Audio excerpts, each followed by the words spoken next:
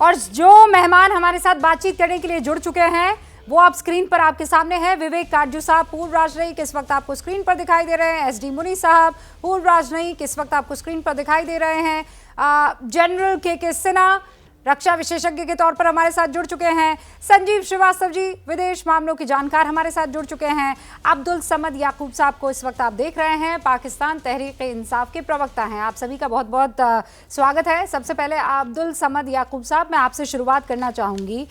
जिस तालिबान के खिलाफ पूरी दुनिया एकजुट होकर ये कहने की कोशिश कर रही है कि इंसानियत को खतरा है, उस तालिबान के लिए पाकिस्तान सार्क जैसे एक बड़े मंच पर, एक बड़े प्लेटफॉर्म पर उसके आने की अगुवाई कर रहा है। मतलब दुनिया जाए एक तरफ, पाकिस्तान चले उल्टा।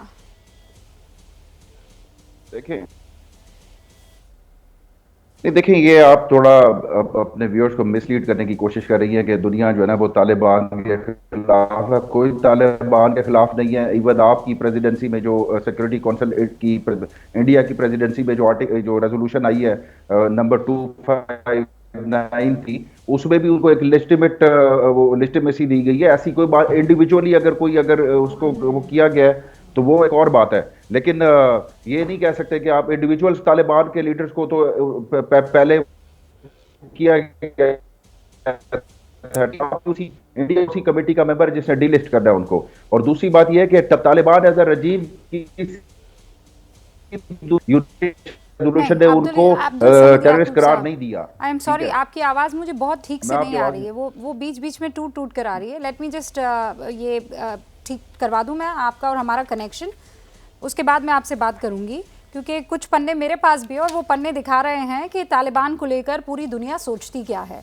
आप अगर ये सोच रहे हैं कि यहाँ रेजोल्यूशन पास हो रहे हैं कि तालिबान को मौका दिया जाए, तो ऐसे रेजोल्यूशन भी पास हो रहे हैं और सबसे बड़ी और सबसे मुफीद जगह पर ऐसे रेजोल्यूशन पास हो रहे हैं जो तालिबान को अब भी दुनिया का सबसे बड़ा दुश्मन मानता है। बहरहाल मेरे साथ काटजू साहब भी है, इस मसले पर लगातार हमारे साथ जुड़े रहे। काटजू साहब, मैं पाकिस्तान को एक तरफ रख रही हूँ, मैं ये कह रही हूँ आज जो दुनिया के दो पावरफुल डेमोक्रेसीज के राष्ट्रीय अध्यक्ष मुलाकात करने वाले हैं उसमें आतंकवाद एक बड़ा मुद्दा रहेगा, स्पेशली तालिबान के अफगानिस्तान में आ जाने के बाद। आप कितने उम्मीद लगाए बैठे हैं कि कुछ होगा?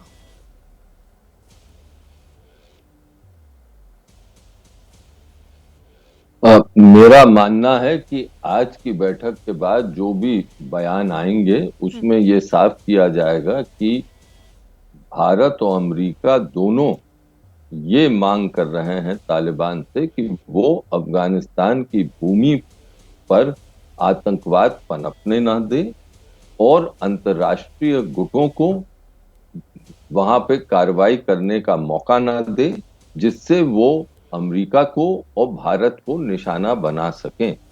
अगर आप देखें तो कमला हैरिस के साथ जो मोदी साहब की बैठक हुई, उसमें जो कमला हैरिस ने मोदी जी से कहा उसमें भी यही साफ था। उसमें एक बहुत विशेष बात थी, वो ये कि पहली बार मैंने देखा कोई अमेरिका का बड़ा नेता ये कह रहा है कि पाकिस्तान से में जो गुट हैं आतंकवादी गुट, उनसे अमेरिका और भारत दोनों को खतरा।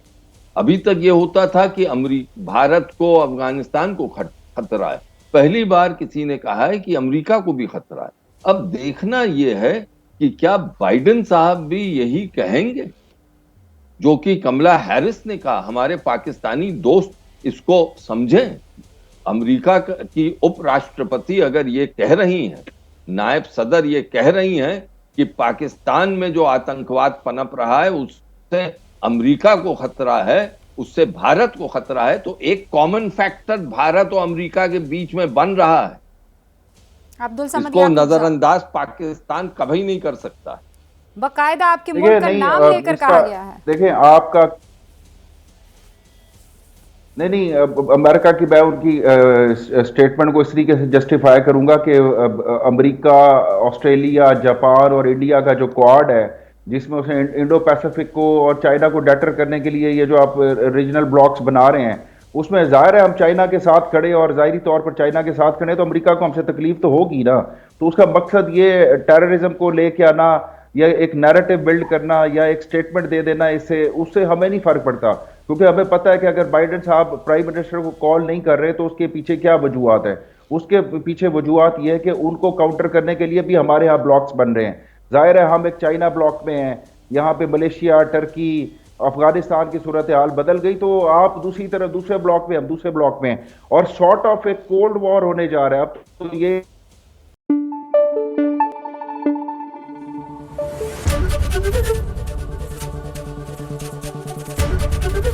एबीपी न्यूज आपको रखे आगे।